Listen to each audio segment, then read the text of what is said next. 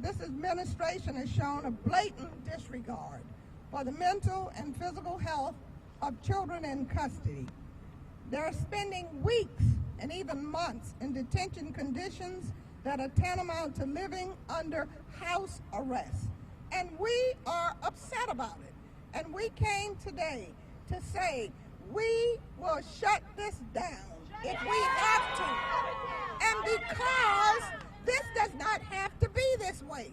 These children can be processed and sent to foster care. They can be processed and sent to next of kin, aunts, grandmothers, people in the community who know them, and that's what we're fighting for today. In recent weeks, news outlets have reported horror stories about children living in squalor at some of the shelters to care for them. While these children here seem to be looked after in a clean environment, their physical appearance is not always a gauge for mental health. So we have to be careful of today. And I came specifically looking for girls. Where are the girls? I did not see the girls. I did not see the girls. So I am not prepared to leave this facility until I see the girls. Until the girls can look me in my face and say, I am okay, I am being taken care of, I know how to get my feminine products. I am not leaving this facility today. Even if I have to spend the night, even if I have to spend 2 days, I am prepared to stay until I see the girls. And now, civil rights icon, Mr. John Lewis.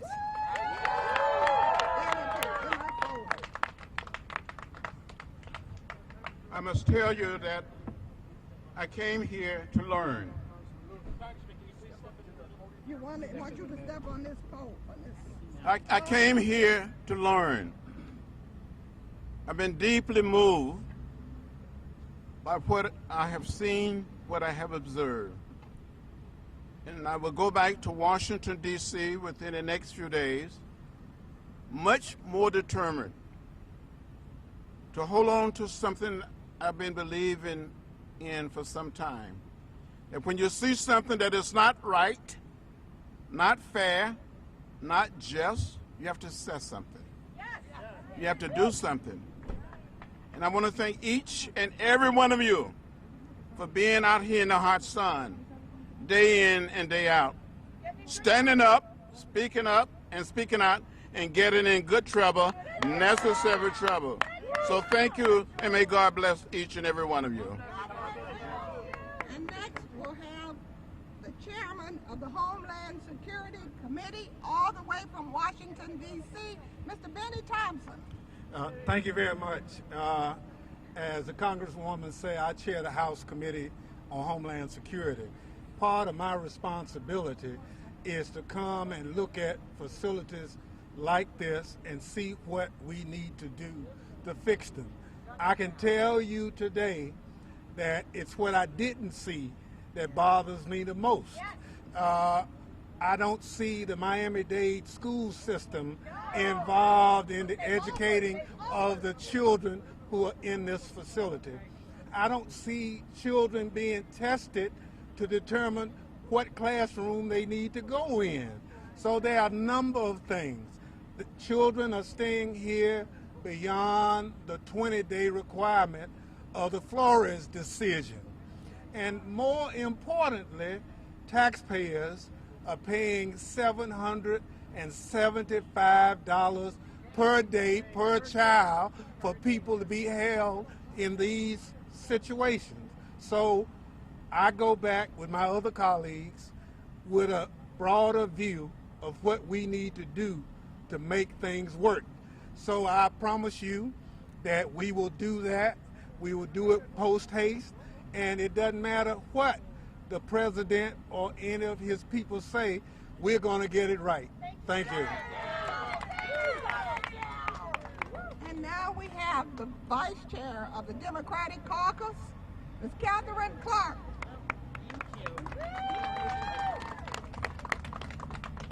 Thank you. It is a pleasure. Thank you, Congresswoman Wilson, for having us here today. I have to say there have been more questions raised than answered on this visit. And we have one obligation that all of us who take an oath of office, all of us who call us a member of a community or a neighborhood have, and that is to care for our children. That's our obligation. That's what we must do. And all of the children who are here are our children. And we must understand what is happening. As we've talked to the doctors who said they're seeing rising cases of influenza, strep throat, fevers, the children are arriving here. What is it going to take to comply with the law, have these children reunited with their sponsors, their family members within the 20 days? That is the law. That is the standard. And it is not being met. Gains have been made, but it is not being met. So we are so grateful for everyone who is here, who is not letting these children fall out of our sight and out of our hearts. And I'm very proud to turn this back to our leader who organized this trip today, Congresswoman Wilson. You all come on this side. Come up. I think you all better go. Say something to Congresswoman, can you please address the secret Facebook group that where current and former Border Patrol agents are making jokes about migrants dying, throwing burritos at your colleagues, and among other things? Does it speak to a systematic issue? Yes, it does. So I want to be clear. When I was in the classroom with the children, the Pledge of Allegiance was on the wall, where these children who are immigrants and being called the descendants of rapists and violent people, they pledge allegiance to the United States of the United States. And then when we walked into the cafeteria, there was a sign said, "Through these doors walk the greatest people in the world." Then you have this other element, a president who demonizes anyone who crosses the border. And the children, the inhumanity for children, this is something that we must address. I want to give you something that was really appalling to me. Do you realize that these children get 15 minutes to eat? In prison, they get 30 minutes. So we, as members of Congress, I sit on appropriations, I'm co-chair of the Women's Caucus, and I stand in unity with my colleague in saying we will ensure that the girls in this facility are treated with humanity, and I'm so glad to be here today. All right, Matt.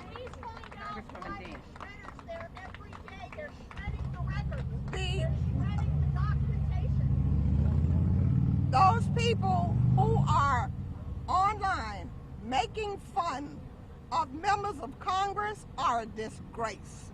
And there's no need for anyone to think that is unacceptable. We're going to shut them down and work with whoever it is to shut them down, and they should be prosecuted. You cannot intimidate members of Congress, threaten members of Congress. It is against the law, and it's a shame in this United States of America. But this is how this president has taken this country to its knees. He has taken this country to its knees that people have lost respect for Congress. People have lost respect for the media, and people have lost respect for the White House. So this is something that we are working on. Let's be glad we found it, and we're going to correct it, and we're going to shut it down. Now Miss Marilyn Dean. Shut it down. Very, very briefly, my name is Madeline Dean. I'm a congresswoman from Pennsylvania, suburban Philadelphia. I came here to bear witness to the truth.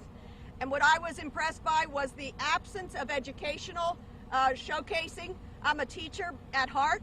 I'm a teacher by profession. And I was shocked at how little we saw of the children, how little we saw of any kind of educational value. I'm going to post a video where John Lewis spoke to some young girls about keeping your eye on the prize, don't become bitter, America is a welcoming place. It sure is, but we need to shut this down because what this is a warehouse for children for profit. That's all it is.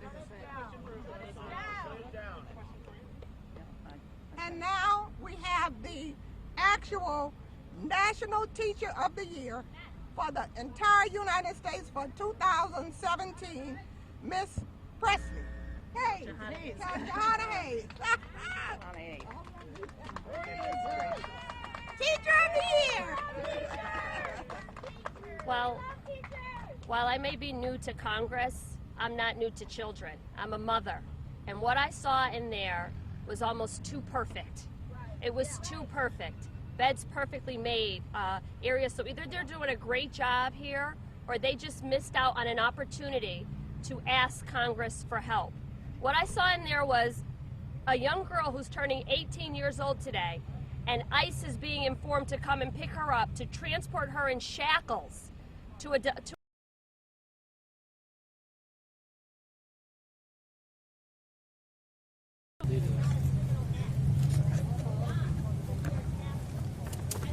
I know what a robust curriculum looks like, and that is not what I saw in there. I cannot, in this Congress or on my watch, support facilities like this. You can have something, you can be briefed on something, have staff tell you something, you can read about it, but it's nothing like seeing it for yourself. And what I saw in there is not anything that I would want for my children. And if I don't want it for my children, then it's not okay for anyone else's children. I am going to work to make sure that we are not supporting facilities like this. The staff here has been tremendous. I can't imagine that the 4,000 people who are employed at this institution don't care about these kids. But if the direction that is coming down on them is not that we have a responsibility to not just house these kids, but to nurture them, to support them, to make sure they have what they need, then this cannot exist. I don't even know what to, God help us all. God help us all. If this is what Americans do, God help us all. And now, thank you, Donna Shalala, former Secretary of HHS. Come on.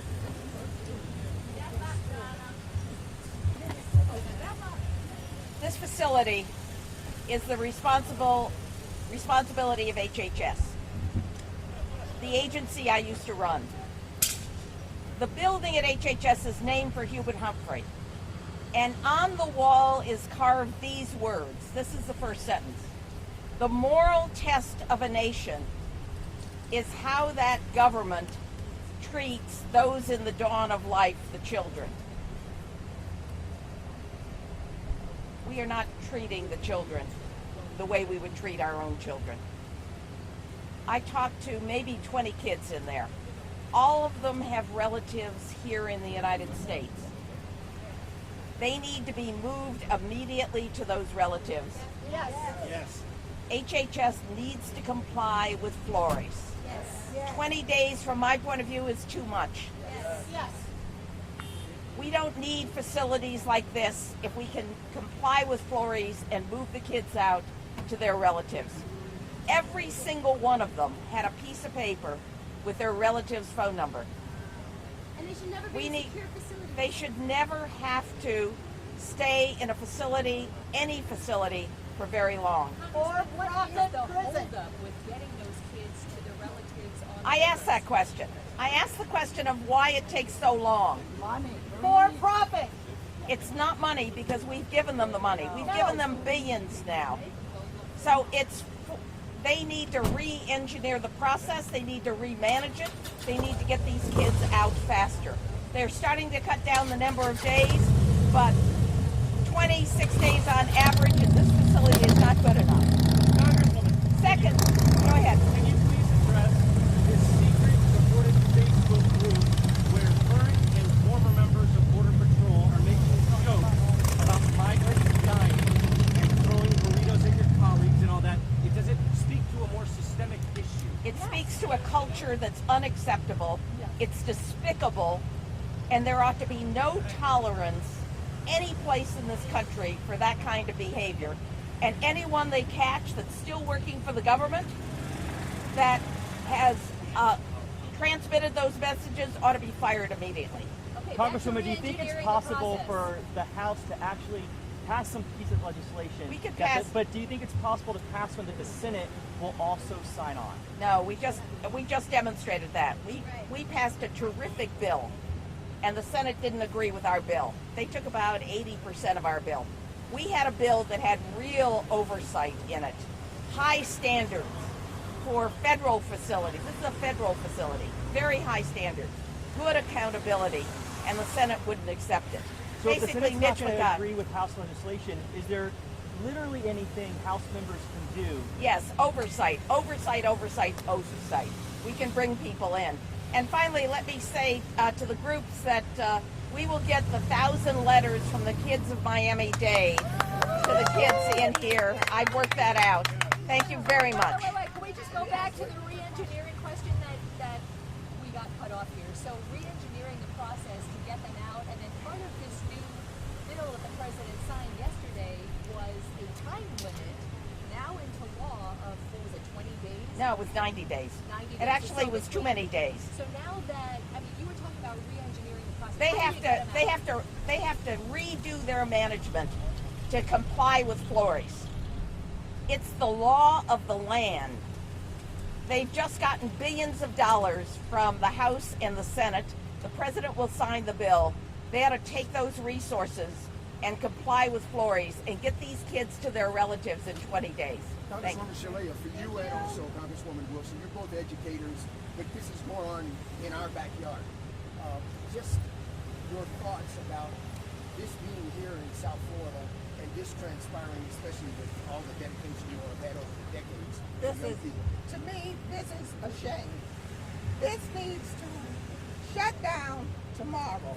And there's no reason for this because we do have money now that we can hire enough lawyers, enough counselors to help these children locate their next of kin in the communities and move them out swiftly. So when we ask the question inside, what were they doing to not allow these children to be reunited with their families? They began to talk about they don't want to speed them up. They want to be careful. They want to take their time. We're saying if you have enough workers, if you have enough attorneys to help these children locate, some of these kids have a bracelet with an auntie's name. Some of them have a phone number in their pockets that they kept. Some of them have a tattoo on their arms that their families gave them to call when they came to the United States of America. Instead, at the border, they're separating them from an auntie who might have come with them.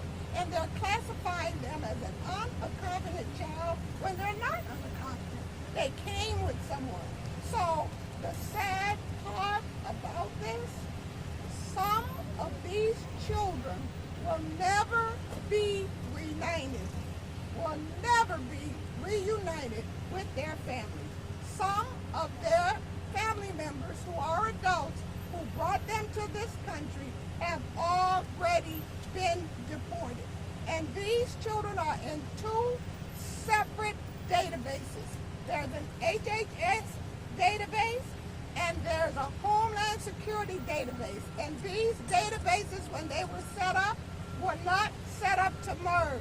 So consequently, some of these children will never be reunited with their parents. Can you even imagine being separated from your children? And can you imagine your children and how they're feeling being separated from you? Well, that's what's happening behind these walls. Because we can imagine. You are wonderful. What you do, we need to spread the word so that so many other people will be here, out here with you. And we're going to go back to D.C.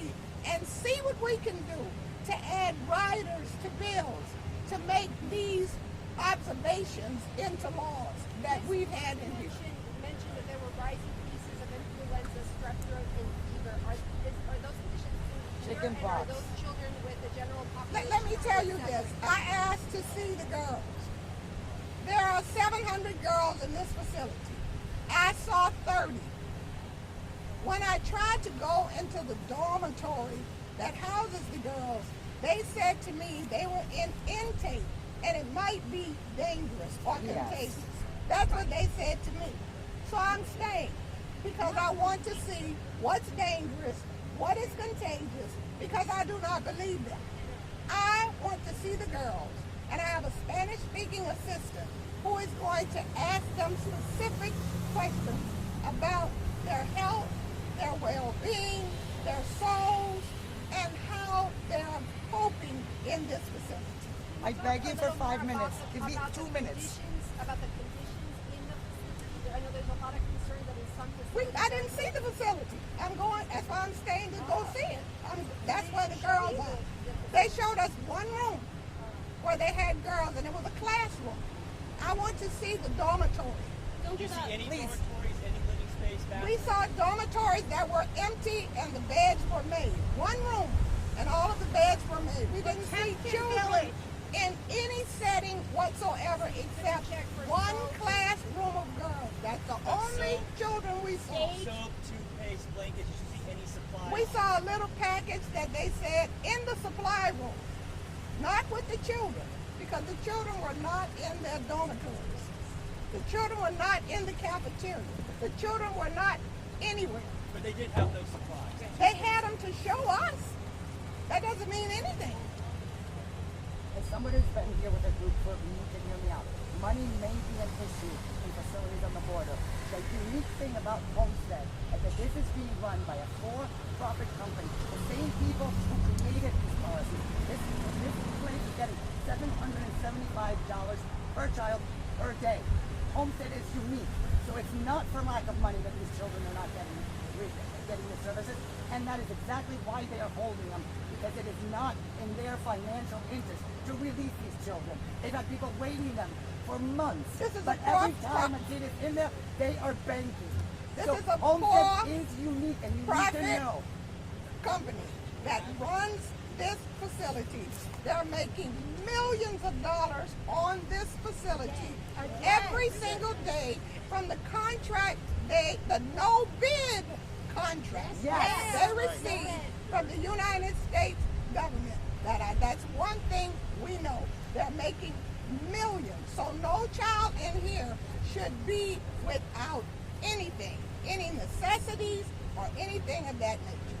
True. Why do you think they didn't show you those facilities when you filed for the paperwork so all of you and your colleagues would go in and show you the facilities? Okay, let me say that this is not my first trip to here. I have been to Brownsville, I have been to his house, and I have been here a lot of times. So as it became increasingly crowded, it is untenable.